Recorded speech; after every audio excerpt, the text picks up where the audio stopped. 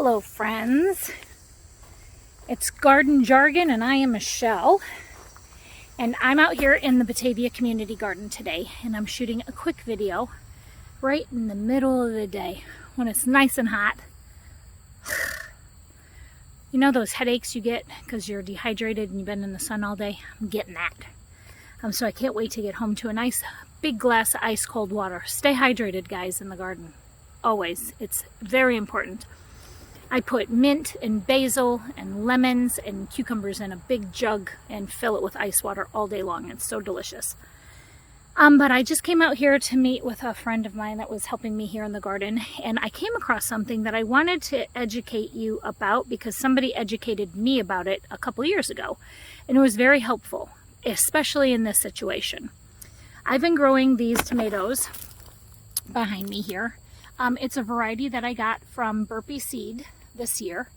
It's a determinate variety, I believe, called Super Sauce from Burpee Seed. And look how big these things are. These are paste tomatoes.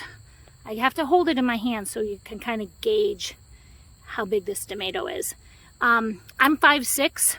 I'm about 160 pounds. So I'm not a little person, but these tomatoes have been insane. And for some reason, the critters like them. I don't know if there's chipmunks or mice out here. I have not physically seen any critters, but I do know there's critters eating something because there's a tomato down here. Let me show you. See it? Critter has been feasting on this one for a while. And I don't know what kind of critter it is. Maybe it's rabbits. And I know they don't like tomatoes, but I do know that they're looking for water, and that's why they're trying to eat everything in the garden. But I wanted to share something with you. If you have critter pressure, or if you have pest pressure, if you have bugs, or anything like that that's bothering your produce, one thing you can know about tomatoes is as soon as the tomato blushes, which it goes from that green color to the I'm not green color anymore, that's blushing. And as soon as that door has opened and the tomato is actually starting to go from green to some other color, that's the sign that the tomato has already been blushing. As soon as that tomato blushes, guys, it has the enzymes in that tomato that you can pick it and it will ripen on your counter.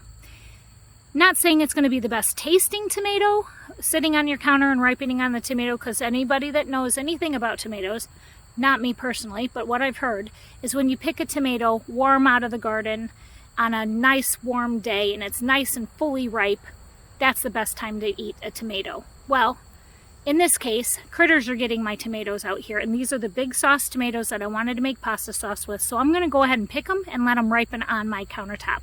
Now I want to show you an example of a not ripe tomato, one that is blushing and one that's pretty much all the way ripe. So let me turn the camera around and show you. See these up here? I hope that you can see on camera that that tomato is not ripe yet. See him? He's totally green, hard as a rock. So therefore, I'm not going to pick those yet. This guy down here is green, solid, hard as a rock. I'm going to leave him also. If I pick this tomato, or if I pick these tomatoes and put them on my countertop, they're going to take months to even come close to these colors. Now these are the tomatoes that I just picked off of all of these plants, and you can see that they're in different stages. Now this one still pretty much looks green, see? But if you see, there's some peach color in there and some yellow color in there. It's not green anymore, see?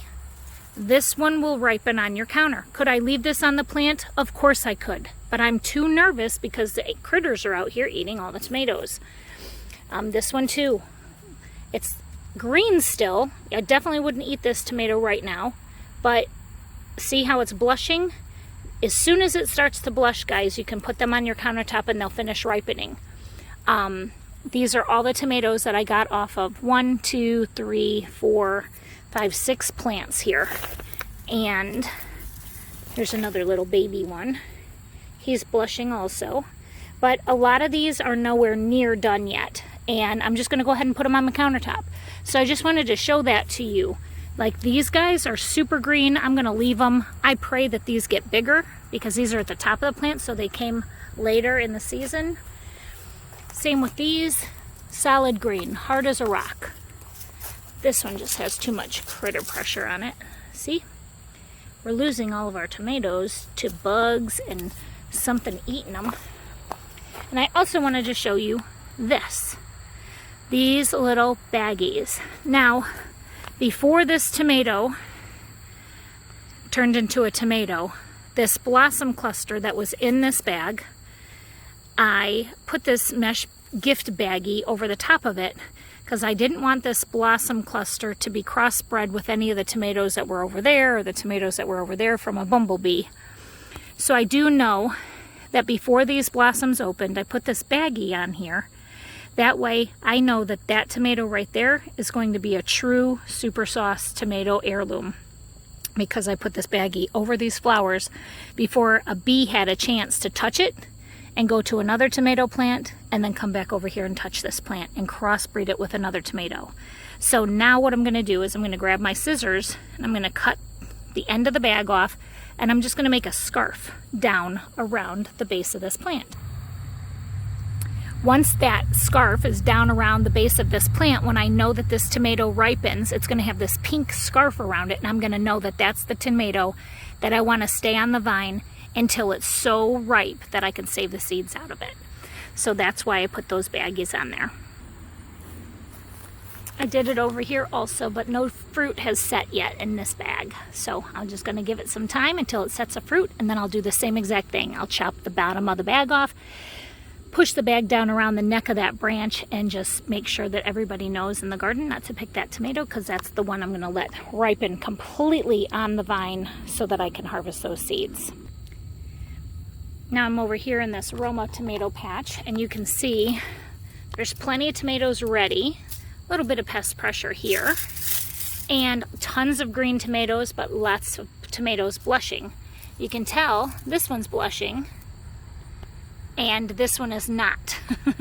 So you just kind of look. As soon as you see it go from this green to a little bit not green, that's blushing. It has those enzymes in it where it will ripen on the counter.